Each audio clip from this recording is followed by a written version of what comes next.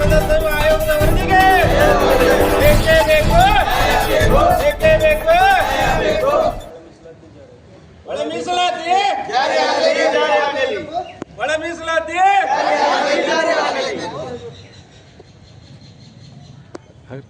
ಎಲ್ಲಿವರೆಗೆ ಹೋರಾಟ?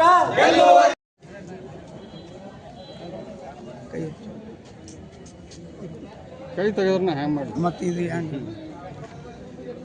ಇವತ್ತು ನಾವು ಕರ್ನಾಟಕ ದಲಿತ ಸಂಘರ್ಷ ಸಮಿತಿ ಡಾಕ್ಟರ್ ಎನ್ ಮೂರ್ತಿ ಸ್ಥಾಪಿತ ಒಂದು ಸಂಘಟನೆಯ ಮುಖಾಂತರ ಜಿಲ್ಲಾಧ್ಯಕ್ಷರಾಗಿರ್ತಕ್ಕಂಥ ಅಶೋಕ್ ಕರೇಕಲ್ ಅವರ ನೇತೃತ್ವದಲ್ಲಿ ಹಾಗೂ ನಮ್ಮ ತಾಲೂಕು ಅಧ್ಯಕ್ಷರಾಗಿರ್ತಕ್ಕಂಥ ಶ್ರೀನಾಥ್ ಬೈರಡ್ಗಿಯವರು ಹಾಗೂ ಪರಶುರಾಮ್ ರೋಣಿಯಾಳ್ ರಾಜ್ಯ ಉಪಾಧ್ಯಕ್ಷರು ಇವರೆಲ್ಲರ ಒಂದು ನಮ್ಮ ಎಲ್ಲ ಒಂದು ಸಂಘಟನೆಯ ಮುಖಂಡರ ಮುಖಾಂತರ ಒಂದು ಈ ಸರ್ಕಾರಕ್ಕೆ ಹಕ್ಕೊತ್ತಾಯವನ್ನು ಮಾಡಲಿಕ್ಕೆ ಬಯಸ್ತಾ ಇದ್ದೇವೆ.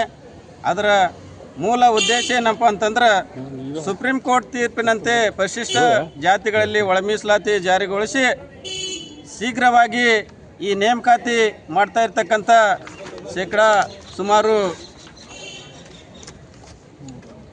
56,432 ಹುದ್ದೆಗಳನ್ನು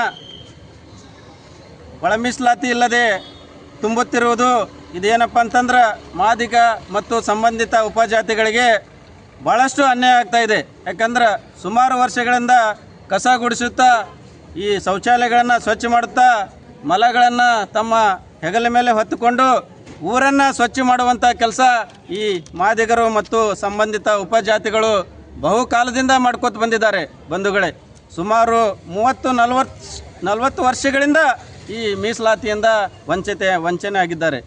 ಬಹುಶಃ ಈ ಸ್ಪರ್ಶ ಜಾತಿಗಳನ್ನು ಈ ಒಂದು ಮೀಸಲಾತಿಯಲ್ಲಿ ಸೇರಿಸಿದ್ರಿಂದ ಈ ನಮ್ಮ ಮಾದಿಗರಿಗೆ ತುಂಬ ಅನ್ಯಾಯವಾಗಿದೆ. ಯಾಕಪ್ಪ ಅಂತಂದ್ರೆ ಸುಪ್ರೀಂ ಕೋರ್ಟ್ ಆದೇಶ ಕೊಟ್ಟಿದೆ.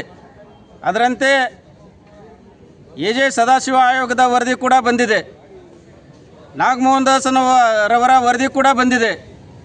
ಸರ್ಕಾರ ಒಂದು ಸುಪ್ರೀಂ ಕೋರ್ಟ್ ಆದೇಶದ ಮೇರೆಗೆ ಒಂದು ಡಾಟಾವನ್ನು ಸಂಗ್ರಹ ಮಾಡಿ ದತ್ತಾಂಶವನ್ನು ಸಂಗ್ರಹ ಮಾಡಿ ಒಂದು ಬೆಳಗಾವಿ ಅಧಿವೇಶನದಲ್ಲಿ ಈ ಒಂದು ಕಾಯ್ದೆಯನ್ನು ಅಂಗೀಕರಿಸಿ ಮಾನ್ಯ ರಾಜ್ಯಪಾಲರಿಗೆ ಈ ಒಂದು ಒಳ ಮೀಸಲಾತಿ ಜಾರಿ ಆಗಬೇಕು ಅನ್ನುವಂಥ ಉದ್ದೇಶ ಇಟ್ಕೊಂಡು ರಾಜ್ಯಪಾಲರಿಗೆ ಕಳಿಸಿದರು. ರಾಜ್ಯಪಾಲರು ಸಹಿತ ಅದನ್ನು ಅಂಕಿತ ಹಾಕಿ ಸರ್ಕಾರಕ್ಕೆ ಒಳ ಮೀಸಲಾತಿ ಜಾರಿಗೊಳಿಸಲು ಈ ಒಂದು ಕಾಯ್ದೆಗೆ ಅಂಕಿತ ಹಾಕಿ ಸರ್ಕಾರಕ್ಕೆ ಒಪ್ಪಿಸಿರುತ್ತಾರೆ. ಆದರೆ ಇಲ್ಲಿ ಕೆಲವೊಂದು ಮೇಲೆ ಹುದ್ದೆಗಳನ್ನು ನೇಮಕ ಭರ್ತಿ ಮಾಡ್ಕೋತಾ ಇದ್ದೀರಿ. ಅದನ್ನು ಒಳ ಮೀಸಲಾತಿ ಜಾರಿ ಮಾಡಬೇಕು ಅಂತ ನಾವು ಸರ್ಕಾರಕ್ಕೆ ಹಕ್ಕು ಒತ್ತಾಯ ಮಾಡ್ತಾ ಇದ್ದೇವೆ. ಶೀಘ್ರವಾಗಿ ಈ ಒಂದು 27ನೇ ತಾರೀಕು ನಡೀತಕ್ಕಂಥ ಸಚಿವ ಸಂಪುಟದಲ್ಲಿ ಈ ಒಂದು ಒಳ ಮೀಸಲಾತಿಯನ್ನು ಸಂಪೂರ್ಣವಾಗಿ ಚರ್ಚಿಸಿ ಅವತ್ತೇ ಒಳ ಮೀಸಲಾತಿಯನ್ನು ಘೋಷಣೆ ಮಾಡಬೇಕು ಅಂತ ಕೇಳ್ತಾ ಇದ್ದೇವೆ. ಇಲ್ಲದಿದ್ದಲ್ಲಿ ನಮ್ಮ ಎಲ್ಲ ಮಹಾದಿಗ ಬಂಧುಗಳು ಹಾಗೂ ಎಲ್ಲ ಉಪಜಾತಿಗಳು ಕೂಡಿ ಒಂದು ರಕ್ತ ಕ್ರಾಂತಿಯನ್ನು ಮಾಡಲಿಕ್ಕೆ ಹಿಂಜರಿಯುವುದಿಲ್ಲ ಅನ್ನುವಂಥ ಮಾತುಗಳನ್ನು ಹೇಳ್ತಾ ಇದ್ದೇವೆ. ಅದಕ್ಕಾಗಿ 27ನೇ ತಾರೀಕು ಇವು ಸಂಬಂಧಪಟ್ಟ ಮಾನ್ಯ ಮುಖ್ಯಮಂತ್ರಿಗಳು ಒಂದು ಇದರ ಬಗ್ಗೆ ಸಂಪೂರ್ಣವಾದಂಥ ಚರ್ಚೆಯನ್ನು ಮಾಡಿ ಅವತ್ತೇ ಈ ಒಂದು ಕಾಯ್ದೆಯನ್ನು ಅಂಗೀಕರಿಸಿ ನಮ್ಮ ಪರಿಶಿಷ್ಟ ಜಾತಿಯ ಮಾದಿಗ ಬಂಧುಗಳಿಗೆ ನ್ಯಾಯವನ್ನು ದೊರಕಿಸಿಕೊಡಬೇಕು, ಒಳ ಮೀಸಲಾತಿಯನ್ನು ಮಾಡಿ ನಮ್ಮ ಸಮಾಜಕ್ಕೆ ಒಂದು ನ್ಯಾಯವನ್ನು ದೊರಕಿಸಿಕೊಡಬೇಕು ಅಂತ ಮಾನ್ಯ ಸಿದ್ದರಾಮಯ್ಯರಲ್ಲಿ ಕಳಕಳಿಯಿಂದ ಕೇಳ್ತಾ ಇದ್ದೇವೆ. ಇಲ್ಲದಿದ್ದಲ್ಲಿ ಮುಂದಿನ ದಿನಗಳಲ್ಲಿ ರಕ್ತ ಕ್ರಾಂತಿಯನ್ನು ಮಾಡ್ತಾರೆ ನಮ್ಮ ಬಂಧುಗಳು ಅಂತ ಹೇಳಿಕೆ ಬಯಸ್ತಾ ಇದ್ದೇನೆ. ಜೈ ಮಾದಿಗ, ಜೈ ಮಾದಿಗ. ಶರಣು ದೊಡ್ಡಮನಿ, ಜಿಲ್ಲಾ ಪ್ರಧಾನ ಕಾರ್ಯದರ್ಶಿಗಳು. ಕರ್ನಾಟಕ ದಲಿತ ಸಂಘರ್ಷ ಸಮಿತಿ ಇಂದು ಎಲ್ಲ ರಾಜ್ಯ ತುಂಬ 31 ಜಿಲ್ಲೆಗಳಲ್ಲಿ ಒಳ ಮೀಸಲಾತಿಯ ಸಲುವಾಗಿ ಜಿಲ್ಲಾಧಿಕಾರಿಗಳ ಮುಖಾಂತರ ಮಾನ್ಯ ರಾಷ್ಟ್ರಪತಿಯವರಿಗೆ ಮತ್ತು ರಾಜ್ಯಪಾಲರವರಿಗೆ ಮನವಿಯನ್ನು ಕಳಿಸ್ತಾ ಇದ್ದೇವೆ. ಈ ರಾಜ್ಯ ಸರ್ಕಾರ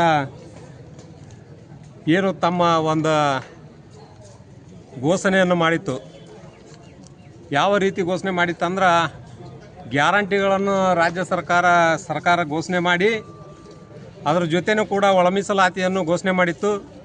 ಆ ಘೋಷಣೆಯನ್ನು ಇವತ್ತಿನ ದಿವಸ ಹುಷಿಯಾಗಿದೆ ಬಂಧುಗಳೇ, ಹುಷಿಯಾಗಿದೆ. 56,432 ಹುದ್ದೆಗಳನ್ನು ಆದೇಶ ಮಾಡಿದ್ದನ್ನು ಹಿಂಪಡೆಯಬೇಕು. ಅದು ಆ ಆದೇಶವನ್ನು ಹಿಂಪಡೆಯದೆ ಹೋದ್ರೆ ಮಾದಿಗ ಮತ್ತು ಮಾದಿಗ ಸಂಬಂಧಿತ ಜಾತಿಗಳಿಗೆ ಮರಣ ಶಾಸನ ಆಗ್ತಾಯಿದೆ. ಏನು ನಮ್ಮ ಸೋದರ ಸಂಬಂಧ ಜಾತಿಗಳು ಇವತ್ತಿನ ದಿವಸ ಒಳ ಮೀಸಲಾತಿಗೆ ಅಡ್ಡ ಮಾಡ್ತಾ ಇದ್ದಾರೆ. ಅಡ್ಡ ಮಾಡೋದನ್ನು ಬಿಡಬೇಕು. ಸರ್ಕಾರದಲ್ಲಿ ಇರುವಂಥ ಸಚಿವರು ಇವತ್ತಿನ ದಿವಸ ನೋಡಾಕತ್ತೀರಿ, ಉಪಚುನಾವಣೆ ಒಳಗೆ ಯಾವ ರೀತಿ ಆಗ್ಲಾಗ್ತದಪ್ಪ ಅಂದ್ರೆ ಈ ಸರ್ಕಾರ ತೋಳುಬಲ ಮತ್ತು ಹಣಬಲ ಇದು ಅಂತ ಮತ್ತು ಕೆಲವೇ ಜಾತಿಗಳನ್ನು ಓಲೈಕೆ ಮಾಡ್ಕೊಂಡು ಸರ್ಕಾರ ಮಾಡ್ತಕ್ಕಂಥ ಸರ್ಕಾರ ಮುಂದಿನ ದಿನಮಾನದಾಗ ಈ ಭಾರತ ದೇಶ ತುಂಬ ನಶಿಸಿ ಹೋಗ್ತದೆ ಅನ್ನುವಂಥ ಮಾತನ್ನು ಹೇಳ್ತೀನಿ.